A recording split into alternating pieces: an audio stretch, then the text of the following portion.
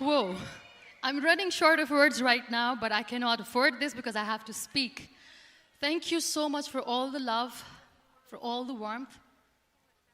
Thank you for accepting me. Thank you very much.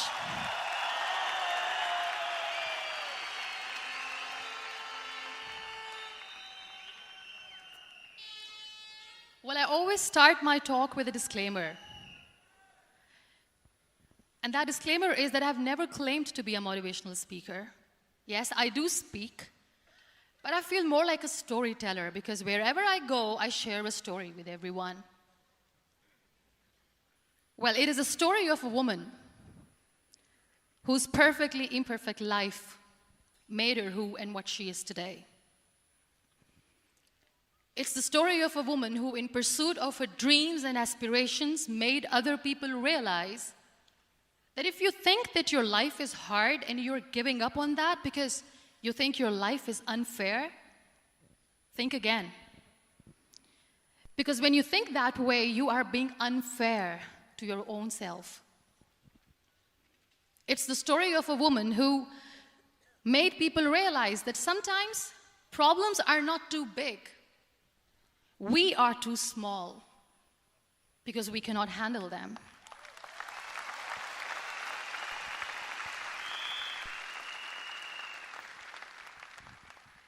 It is the story of a woman who with time realized that real happiness doesn't lie in success, money, fame. It lies within. Real happiness lies in gratitude. So I am here, and I'm going to share the story of that woman. That is my story. The story of gratitude.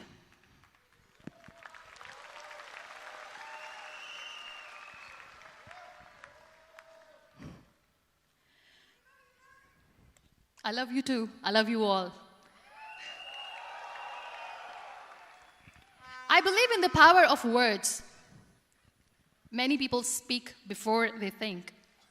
But I know the value of words. The words can make you, break you, they can heal your soul, they can damage you forever. So I always try to use the positive words in my life wherever I go. They call it adversity, I call it opportunity. They call it weakness, I call it strength. They call me disabled, I call myself differently abled. They see my disability. They see my disability, I see my ability. There are some incidents that happen in your life, and those incidents are so strong that they change your DNA. Those incidents or accidents are so strong that they break you physically. They deform your body, but they transform your soul.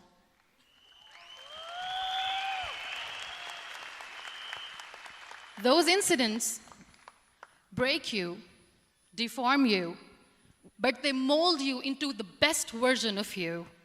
And the same thing happened to me. And I'm going to share what exactly happened to me. I was 18 years old when I got married. And this thing I'm sharing for the very first time on an international level. I was 18 years old when I got married. I belonged to a very conservative family, a Baloch family, where good daughters never say no to their parents. My father wanted me to get married. And all I said was, if that makes you happy, I'll say yes. And of course, it was never a happy marriage. Just about after 2 years of getting married, about 9 years ago, I met a car accident. Somehow my husband fell asleep and the car fell in the ditch. He managed to jump out, saved himself. I'm happy for him. But I stayed inside the car and I sustained a lot of injuries. The list is a bit long. Don't get scared. I'm perfectly fine now. Radius ulna of my right arm were fractured. The wrist was fractured. Shoulder bone and collarbone were fractured. My whole rib cage got fractured. And because of the rib cage injury, lungs and liver were badly injured. I couldn't breathe. I lost urinary bowel control. That's why I have to wear the bag wherever I go. But that injury that changed me and my life completely as a person and my perception towards living my life was the spine injury. 3 vertebrae of my backbone were completely crushed, and I got paralyzed for the rest of my life. So this accident took place in a far-flung area in the outskirts of a very small province, Balochistan, where there was no first aid, no hospital, no ambulance. I was in the middle of nowhere in that toppled car. Many people came to rescue. They gave me CPR. They dragged me out of the car. And while they were dragging me out, I got the complete transection of my spinal cord. And now there was this debate going on. Should we keep it here? She's going to die. Where should we go? There is no ambulance. There was this 4-wheeler Jeep standing in the corner of the street. They said, put her in the back of the Jeep and take her to the hospital, which is 3 hours away from this place. And I still remember that bumpy ride. I was all broken. They threw me at the back of the Jeep and they rushed me to the hospital. That is where I realized that my half body was fractured and half was paralyzed. I finally ended up in a hospital where I stayed for 2.5 months. I underwent multiple surgeries. Doctors have put a lot of titanium in my arm. There's a lot of titanium at my back to fix my back.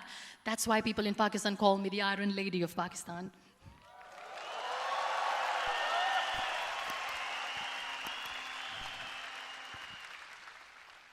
Sometimes I wonder how easy it is for me to describe all this all over again. And somebody has rightly said that when you share your story and it doesn't make you cry, that means you have healed.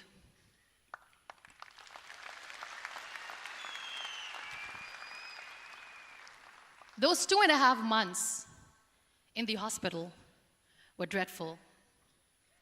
I will not make up stories just to inspire you. I was at the verge of despair.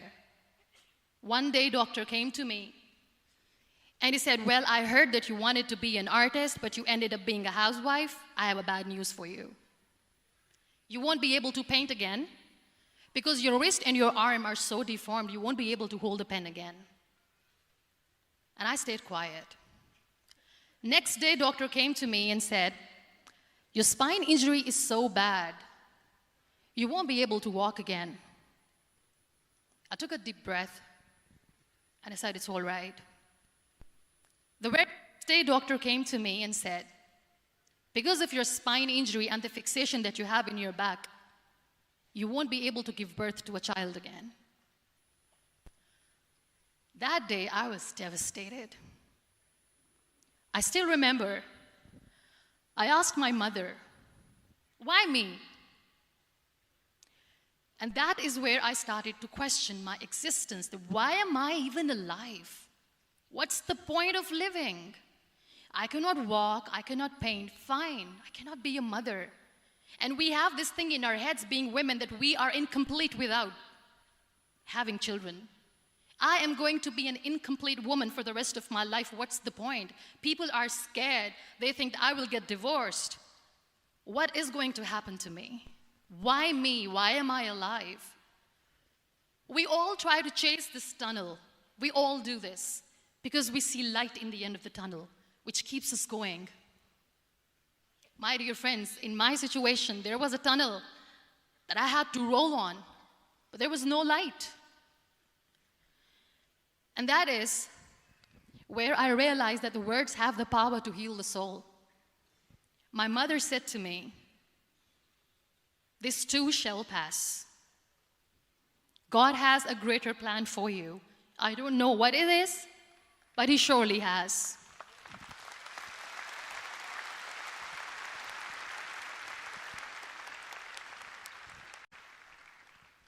And in all that distress and grief, somehow or the other, those words were so magical that they kept me going. I was trying to put that smile on my face all the time, was hiding. It was so hard to hide the pain, which was there. But all I knew was that if I will give up, my mother and my brothers will give up too. I cannot see them crying with me.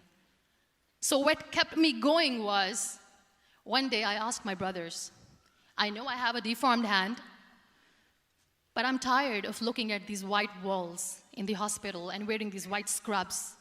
I'm getting tired of this. I want to add more colors to my life. I want to do something.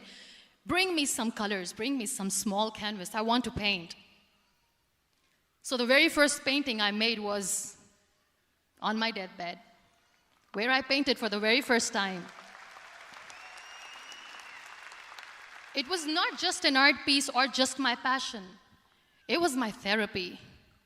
What an amazing therapy it was. Without uttering a single word, I could paint my heart out. I could share my story. People used to come and say, what lovely painting, so much color. Nobody could see the grief in it. Only I could. So that's how I spent 2.5 months in my hospital, crying, never complaining or whining, but painting. And then I was discharged, and I went back home. And I went back home, and I realized that I have developed a lot of pressure ulcers on my back and on my hip bone. I was unable to sit. There were a lot of infections in my body, a lot of allergies. So doctors wanted me to lie down on the bed straight for not 6 months, for not 1 year, for 2 years. I was bedridden, confined in that one room, looking outside the window, listening to the birds chirping, and thinking maybe there will be a time when we'll be going out with the family and enjoying the nature. That was the time where I realized how lucky people are, but they don't realize. That is the time where I realized that the day I'm going to sit, I'm going to share this pain with everyone to make them realize how blessed they are, and they don't even consider them lucky. There are always turning points in your life. There was a rebirth day that I celebrated. After 2 years and 2.5 months, when I was able to sit on a wheelchair, that was the day when I had the rebirth. I was a completely different person. I still remember the day I sat on the wheelchair for the first time, knowing that I'm never going to leave this, knowing that I won't be able to walk for the rest of my life. I saw myself in the mirror, and I talked to myself. And I still remember what I said. I cannot wait for a miracle to come and make me walk. I cannot sit in the corner of the room crying, cribbing, and begging for mercy because nobody has time. So I have to accept myself the way I am. The sooner, the better. So I applied the lip color for the first time.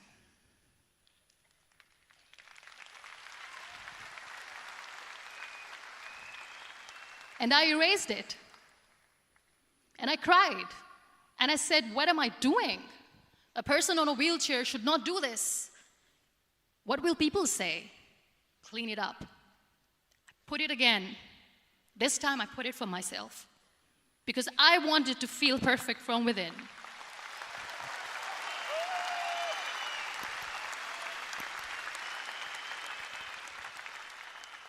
And that day I decided that I'm going to live life for myself. I am not going to be that perfect person for someone. I am just going to take this moment and I will make it perfect for myself. And you know how it all began? That day I decided that I'm going to fight my fears. We all have fears. Fear of unknown, fear of known, fear of losing people, fear of losing health, money. We want to excel in career, we want to become famous, we want to get money. We are scared all the time. So I wrote down one by one all those fears. And I decided that I'm going to overcome these fears one at a time. You know what was my biggest fear? Divorce. I couldn't stand this word. I was trying to cling on to this person who didn't want me anymore, but I said no. I have to make it work. But the day I decided that this is nothing but my fear, I liberated myself by setting him free. And I made myself emotionally so strong that the day I got the news that he's getting married, I sent him a text that I'm so happy for you and I wish you all the best. And he knows that I pray for him today.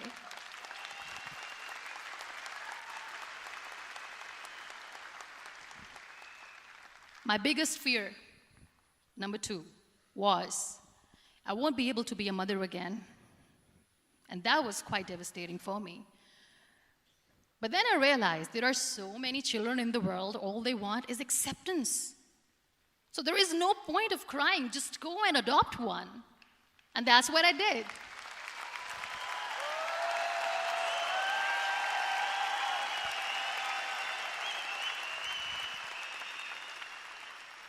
I gave my name in different organizations, different orphanages. I didn't mention that I'm on a wheelchair, dying to have a child. So I just told them that this is Muniba Mazari and she wants to adopt a boy or girl, whatsoever, but I want to adopt a kid. And I waited patiently. 2 years later, I got this call from a very small city in Pakistan. I got a call and they said, "Are you Muniba Mazari? There is a baby boy and would you like to adopt?" And when I say yes, I could literally feel the labor pain. I said, yes, yes, I am going to adopt him. I am coming to take him home.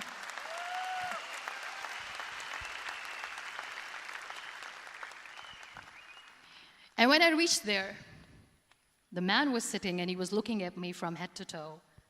And in back of my head, I kept thinking that, oh my God, he is going to say she's on the wheelchair, she doesn't deserve it. How is she going to take care of him? And I looked at him and I said, "Do not judge me because I'm on the wheelchair." But you know what he said? He said, "I know you will be the best mother of this child. You both are lucky to have each other."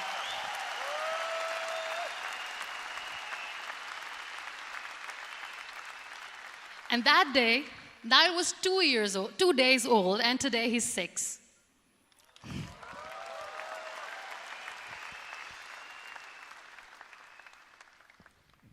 You'll be surprised to know another bigger fear that I had in me. It was facing people.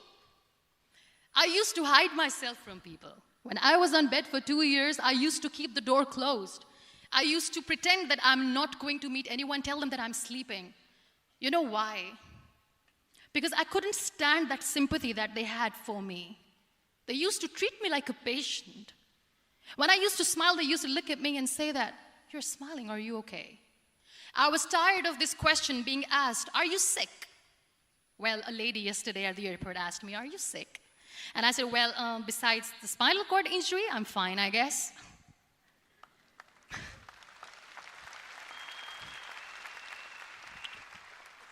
But those are really cute questions. They never used to feel cute when I was on the bed. So I used to hide myself from people, knowing that, oh my God, I'm not going to see that sympathy in their eyes. It's all right. And today I'm here speaking to all these amazing people because I have overcome the fear.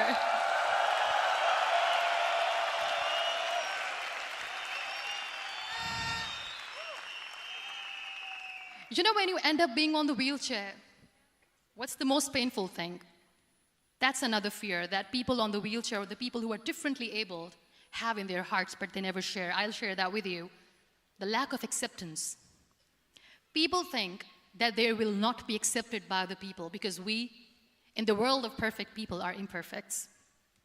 So I decided that instead of starting an NGO for disability awareness, which I know will not help anyone, I started to appear more in public. I started to paint. I always wanted to. I have done a lot of exhibitions. I'm Pakistan's first wheelchair-bound artist. I have done a lot of modeling campaigns, different campaigns for brands like Tony and Guy.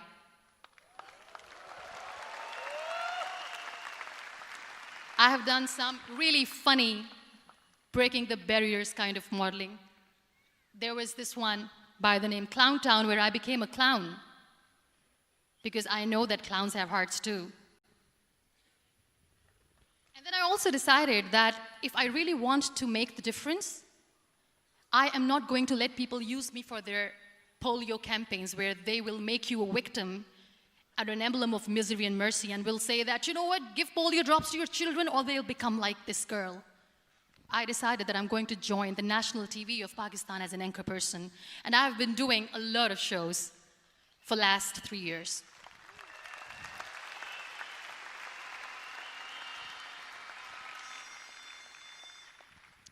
So when you accept yourself the way you are, the world recognizes you. It all starts from within. Thank you. I became the National Goodwill Ambassador for UN Women Pakistan, and now I speak for the rights of women, children.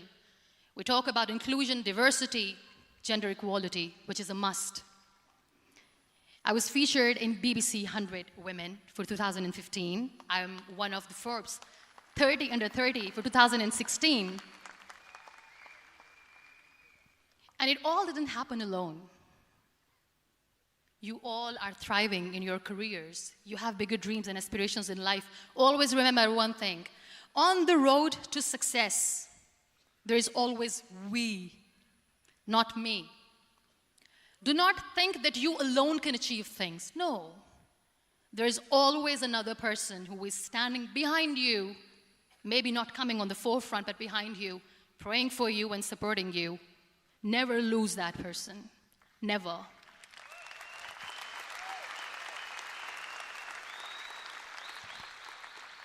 No matter how much I say that I couldn't find a hero, so I became one, I still want to recognize those 3 people in my life who literally changed my life completely, and I get inspiration from them every single day. Waleed Khan. Many people know about the terrorist attacks in Pakistan. We have lost many people. And I'm sharing this with a very heavy heart because we actually have lost a lot of people in this huge turmoil of terrorism. These people are barbarians. They do not see people. They're even worse than animals. They have killed people in mosques. They have killed people in churches, temples, even in schools.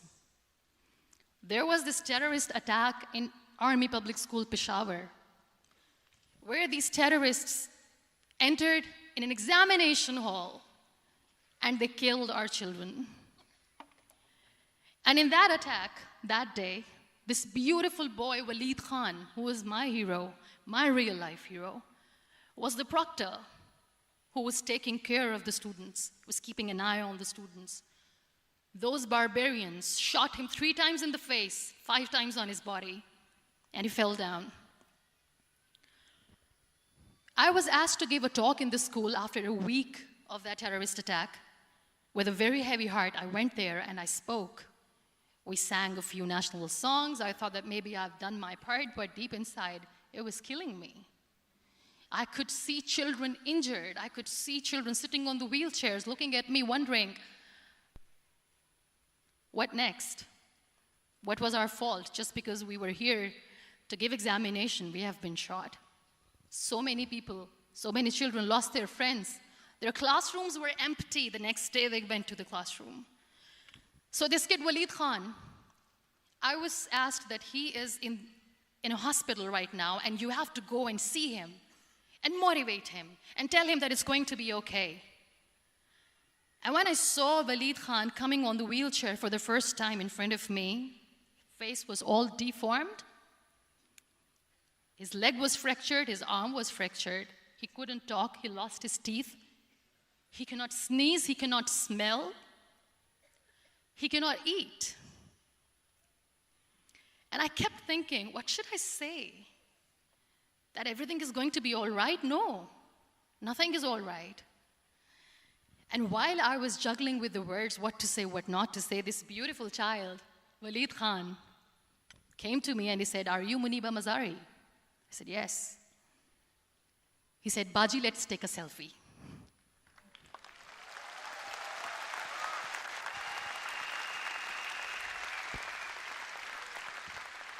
And with that beautiful, toothless smile of Waleed Khan, we took that beautiful selfie that I still have with me. I don't share that here because he was in a very bad shape that time. And that is where I realized that when I was thinking too much about his deformities, he's happy with himself. He doesn't even care.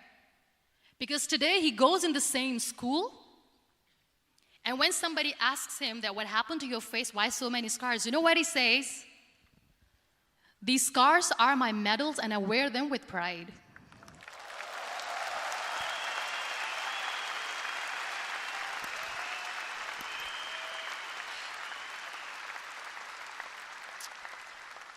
And how beautifully he says the terrorists wanted me not to study. I am going to study. I will become a doctor one day. And this is my way of taking revenge from those terrorists. Another real-life hero, of course, my son. His name is Nile, N-I-L-E, River Nile. I learned so much from this kid. The first and foremost thing is patience. How to be patient when you know that your mother cannot walk, when you know that your mother is different from the other women, when you know that your mother cannot go out and play with you, how to stay calm. He loves football.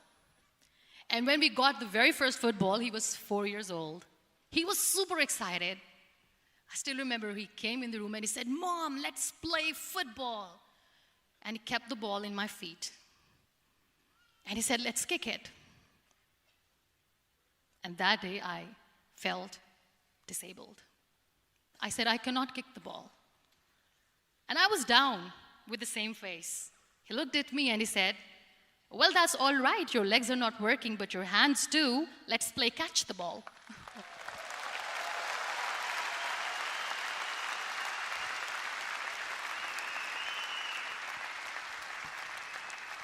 You know what? That day he made me realize that when you think your glass is half empty, come on, your glass is half full.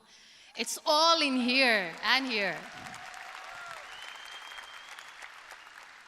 Last but not least, the woman who made me realize that heroes have no gender. The woman who believed in me even when I was completely at the verge of despair, where everybody left, she was there. And every time I looked at her, without saying anything, she used to look at me and said, "This too shall pass. God has a bigger plan. And one day you will say that, oh my God, that is why God has chosen me." She never cried in front of me. She has always said that there will be haters, there will be naysayers, there will be disbelievers, and then there will be you proving them wrong. My mother.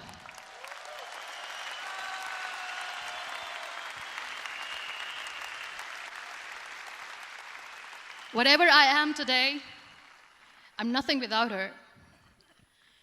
I'm nothing without her. Thank you, Mama. I wish you were here. Thank you for making me who I am today.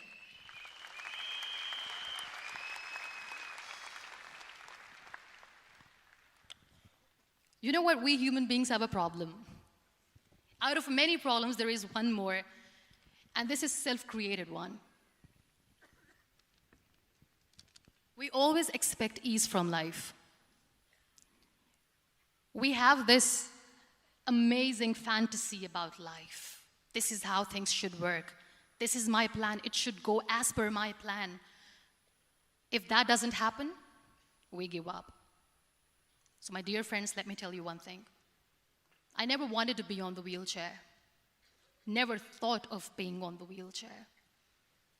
I was always aspiring to do bigger things, but had no idea that for that I have to pay the price to be where I am today. It's a very heavy price. This life is a test and a trial, and tests are trials are never supposed to be easy. So when you're expecting ease from life, and life gives you lemons, then you make the lemonade, and then do not blame life for that, because you were expecting ease from a trial. Trials make you a stronger, better person. Life is a trial, and with time you realize that.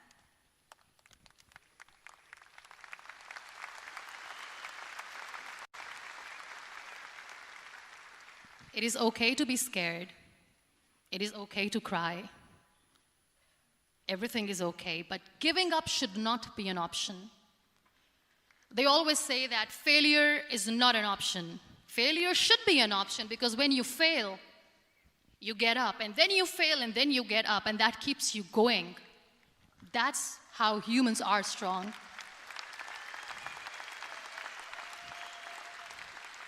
Failure is an option, should be an option, but giving up is not. Never. We have this thing in minds. We call it perfection. We want everything perfect. We want ourselves to be perfect. There is this image in our head about everything. Perfect life, perfect relationships, perfect career, perfect amount of money that we need to earn no matter what. Nothing is perfect in this world. We all are perfectly imperfect, and that is perfectly all right. That's all right.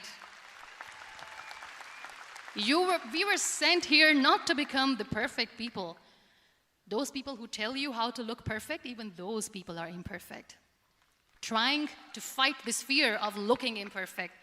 I used to be perfect. I still remember. I got this compliment years ago when I used to walk. Oh my God, look at you. You're fair, you're tall, you're perfect. Look at me now. You're still perfect. Only the perfect eyes can see that. Only the perfect eyes will see that. Only the perfect eyes will see that. So yes, in all those imperfections, you have to listen to your heart. You don't have to look good for people. You don't have to be perfect just because other people want you to be perfect. If your soul is perfect from within, that's all right. This is all what you want. This is all what you need to be. Our society has made very weird kind of norms to look perfect and great. For men, it's different. For women, it's different. We think too much about what people say. We listen to ourselves too little. You know what makes you perfect? When you make someone smile. You know what makes you perfect? When you try to do something good for the people around you. You know what makes you perfect? When you feel someone's pain. And how beautiful pain is that it connects you with people. No other medium can connect you with others but pain. That's why I always say that I'm in pain, and that's a blessing in disguise for me. Today, just because I'm in pain and I'm on the wheelchair, I work for children. Being the head of CSR for a company, we conduct medical camps in far-flung areas of Pakistan where so many kids die because they don't have medical facilities. And I personally believe just because they cannot afford to live doesn't mean we'll let them die. So we give them money, we give them medical treatment, we try to heal their wounds, physical and emotional. And I also work for the beautiful people, we call them third gender, the transgender community of Pakistan. You know what connects me with them? All my imperfections. When I go and I hug them, they never judge me. And this very good friend of mine, her name is Bijli. Bijli means electricity. She calls herself electricity. And I said, are you electricity? She says, no, I'm lightning. I'm as strong as lightning. Because we have very bad power outage, so she doesn't want me to call her electricity. So she says, I am very strong. I'm thunder, I'm lightning. She came to me, and the first time I hugged her, she said, you are just like me. And I said, yes, I am like you. Because to people, we are so imperfect. So how beautiful these imperfections are, that because of these imperfections, you can connect with people. Then why are we all running after being perfect? What's the point?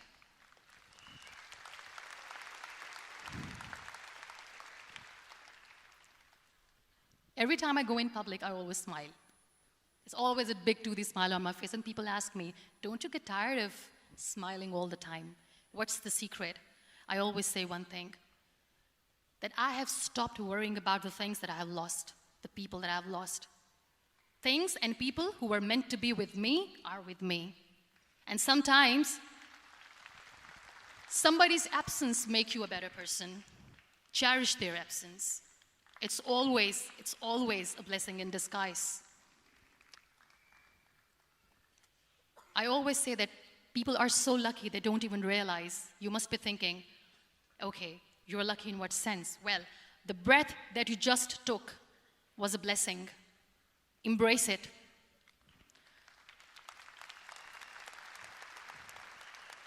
There are so many people in the world who are dreaming to live a life that you are living right now. You have no idea. Embrace each and every breath that you are taking. Celebrate your life. Live it. Don't die before your death. We all die.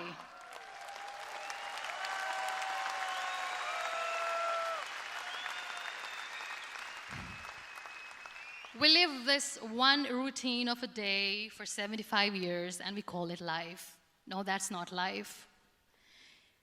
If you're still thinking why you have been sent here, if you're still juggling with the concept of why you are here, you haven't lived yet.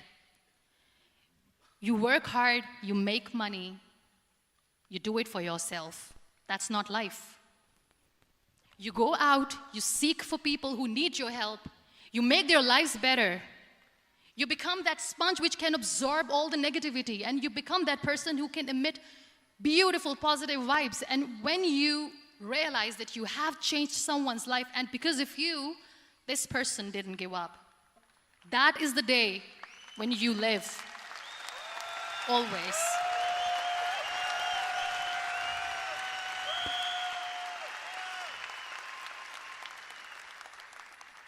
We were talking about gratitude, why I smile all the time. I cry all night when nobody sees me, because I'm a human and I have to keep the balance. And I smile all day because I know that if I will smile, I can make people smile. That keeps me going.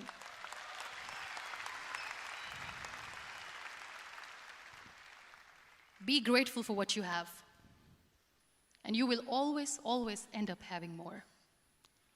But if you'll cry and if you'll crib for the little things that you don't have or the things that you have lost, you will never ever have enough. Sometimes we are too busy thinking about the things that we don't have that we forget to cherish the blessings that we have. I'm not saying that I'm not healthy and that makes me unlucky, but yes, it is hard. It is hard when I say that I cannot walk. It is hard to say when I wear this bag. It hurts. But I have to keep going, because never giving up is the way to live, always.